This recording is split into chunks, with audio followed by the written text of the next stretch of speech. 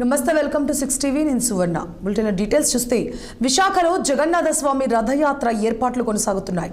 విశాఖలో 193 సంవత్సరాల అత్యంత ప్రాచీన విష్ణు దేవాలయంగా జగన్నాథ స్వామి ఆలయం పేరుగాంచింది.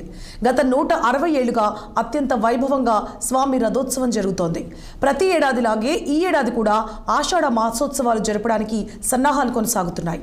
ఈ రోజు ధ్వజారోహణ కార్యక్రమంతో ప్రారంభమై 25న జలాభిషేకములు, క్షీరాభిషేకాలు, విశేషాభిషేకాలు, 26న నేత్రోత్సవం, 28 నుంచి జూలై 6 వరకు టర్నిల్ చౌల్ట్రీ వద్ద గల ఆలయంలో కొలువు తీరనున్నారు.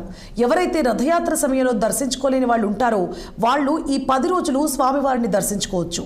తొలి యాత్ర జూన్ 27న ప్రారంభమై తిరుయాత్ర జూలై 7 తేదీన అంగరంగ వైభవంగా జరుగుతుందని భక్తులు ఈ అవకాశాన్ని సద్వినియోగం చేసుకోవాలని కోరారు ఆలయ అధికారులు. శ్రీ జగన్నాథ స్వామివారి రథయాత్ర మహోత్సవంలో ఈ సంవత్సరం జూన్ 24వ తారీఖు నుండి జూలై 7వ తారీఖు వరకు వైభవంగా నిర్వహింపబడతాయి. ముఖ్యంగా మనకి జూన్ 26వ తారీఖు గురువారం నాడు ఉదయం నేత్రోత్సవంతో స్వామివారి దర్శనాలు మొదలవుతాయి.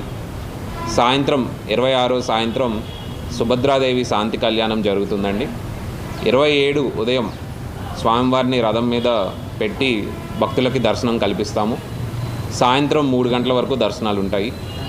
5 గంటల 10 నిమిషాలకి తొలి రథయాత్రలో భాగంగా స్వామివారిని రథం మీద టర్నర్ చౌల్ట్రీ వరకు తీసుకువెళ్ళి అక్కడ 10 రోజుల పాటు దశావతారాల్లో భక్తులందరికీ కూడా స్వామివారి దర్శనం ఇస్తారు.